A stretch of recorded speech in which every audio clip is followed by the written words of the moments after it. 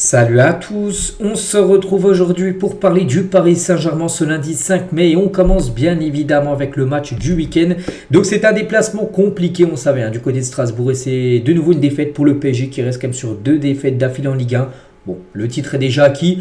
Il y a un match hyper important de Ligue des Champions prévu là maintenant après-demain. Le PSG est maintenant focus 100% bien sûr sur la LDC et la Ligue 1 est complètement mis de côté, surtout que le PSG avait perdu lors du match contre Nice et on sait que c'est plus possible à une saison invaincue. Donc voilà, défaite 2-1 contre l'équipe de Strasbourg avec une équipe, je dis, totalement remaniée. Pas mal de cadres étaient laissés au repos pour être frais et 100% pour le match d'après-demain. On va noter que le PSG a quand même dominé cette équipe de Strasbourg malgré la défaite. Paris a eu plus de possession, Paris a eu le double de tirs que Strasbourg, 20 tirs pour les Parisiens, 9 seulement pour Strasbourg, mais Strasbourg ultra efficace, 2 tirs cadrés, 2 buts. Safonov a fait aucun arrêt. Bon, il y a eu un but contre son camp, c'est Lucas Hernandez. Le PSG c'est 4 tirs cadrés mais seulement 1 but marqué. Bon, défaite bien sûr des Parisiens. Bon classement, ça bouge pas. Le PSG de toute façon on sait que le titre est déjà acquis. Donc le PSG a beaucoup de points, toujours beaucoup de points d'avance sur Marseille deuxième.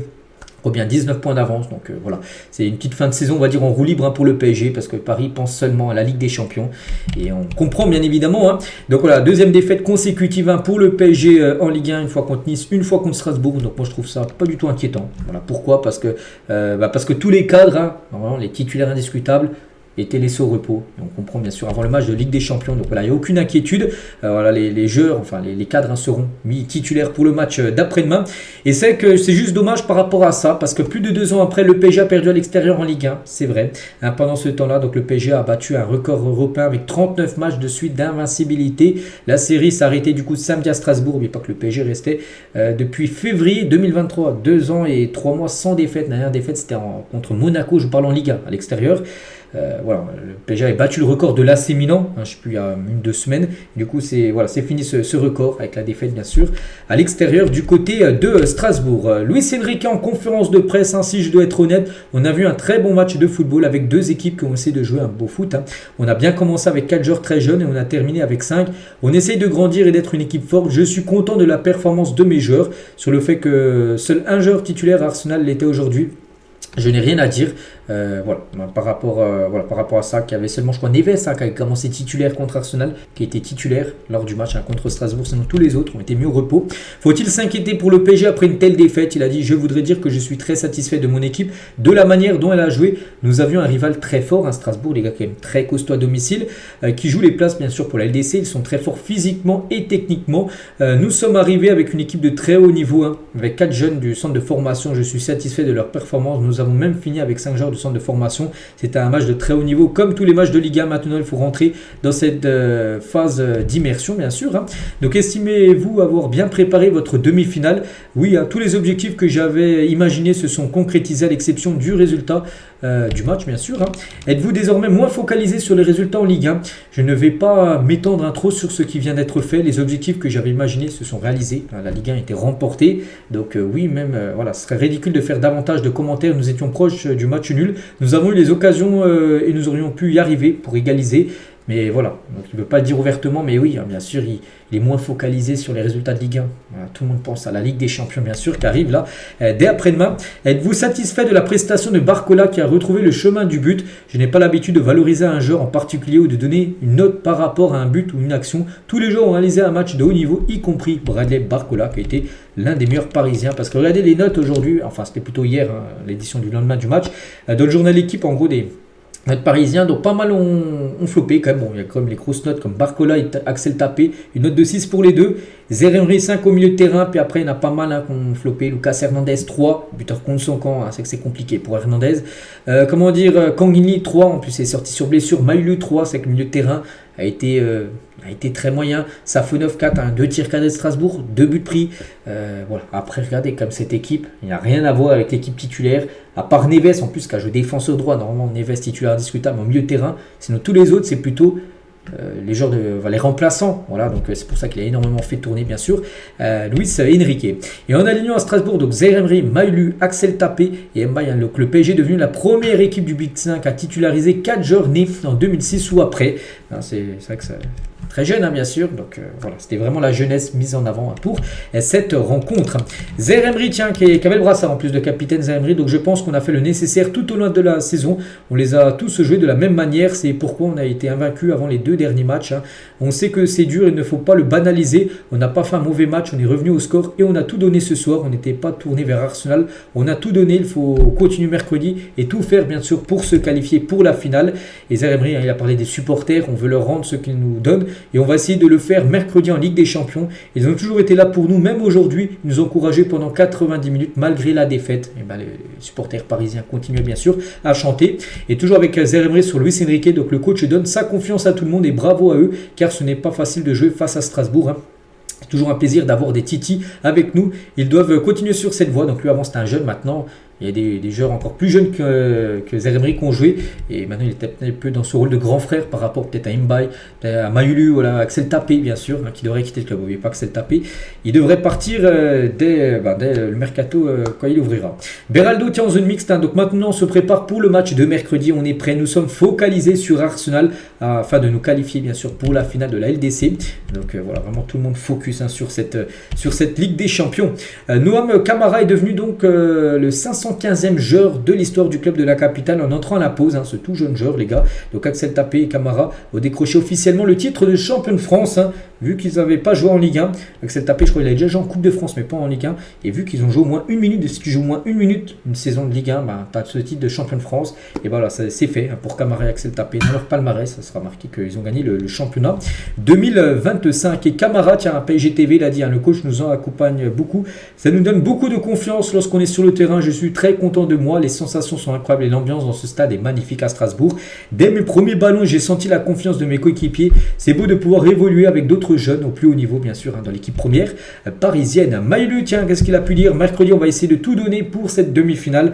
Maintenant, on va oublier ce match et se concentrer sur mercredi. Le coach a fait des changements, il a fait ses choix. On s'est donné à fond, on a poussé, mais on n'a pas réussi à gagner contre Strasbourg.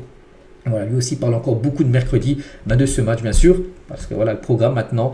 Voilà, on rentre dans le sprint final, bien sûr. On est le 5, c'est après-demain, c'est le 7, c'est le match retour contre Arsenal. Donc, ce sera au Parc des Princes, bien sûr, hein, mercredi soir, 21h, le coup d'envoi. Et on commence tout d'abord, on va parler un peu, bien sûr, on va parler un peu aujourd'hui, beaucoup demain et surtout beaucoup mercredi. Donc, voilà, tout d'abord, Dembélé, ça c'est quand même une très bonne nouvelle. Lui qui était, bon, il n'a pas joué, il était forfait pour le match contre Strasbourg, il va reprendre l'entraînement. Aujourd'hui, il sera donc disponible pour le match. On avait une grosse inquiétude, est-ce qu'il allait être là, est-ce qu'il n'allait pas être là? Et d'après les dernières infos, il devrait tenir sa place, Ousmane Dembélé. Voilà, son objectif est clair, remporter la première Ligue des Champions du club. Et il veut être présent, il va tout faire pour être présent. Il va recevoir le feu vert médical de la part des médecins du club pour participer à cette rencontre en tant que titulaire, hein, pas en tant que même en son remplaçant, non, il sera titulaire. Donc ça c'est quand même la très bonne nouvelle du jour, bien sûr, la titularisation de Dembélé pour le match retour. Toujours sur ce match, j'ai pas vu encore l'info officielle, mais ça devrait être lui, hein, c'est sa fuite, Félix Zoyer, hein. Je crois que ça se dit comme ça. Bref, cet arbitre allemand devrait être l'arbitre du match entre le PSG et Arsenal. Donc bilan, donc une victoire et un match nul pour le PSG quand il a arbitré Paris dans le passé. Cet arbitre. Concernant Arsenal qui a joué ce week-end, ils ont perdu 2-1 contre Bournemouth. Bon, comme le PSG, hein. Notez que le PSG a quasiment tout fait tourner. Il y a seulement Neves qui avait été titulaire contre Arsenal, qui a commencé titulaire. Alors que Arsenal, les gars, a mis son équipe type. Hein. Ils ont mis leur équipe type et ils ont perdu 2-1. Regardez, hein, c'est le 11 de départ. Martinelli, Trossard, Saka, les trois avaient joué titulaire contre le PSG, ils ont joué titulaire. Un Declan Rice partait, qui devrait jouer, partait, il a été suspendu pour le match aller. Et il sera présent et certainement titulaire pour le match contre Paris. Odegaard aussi, voilà, c'était quasiment l'équipe type, Saliba, David Raya. Voilà, en gros, il a fait quasiment jouer tous les joueurs titulaires à part Ben White. Voilà, qui a commencé remplaçant, voilà, qui a commencé titulaire ce match-là, enfin remplaçant contre le PSG, mais la titulaire contre Bournemouth. Voilà, c'est la grosse équipe à Arsenal qui s'est inclinée contre Bournemouth ce week-end. Hein.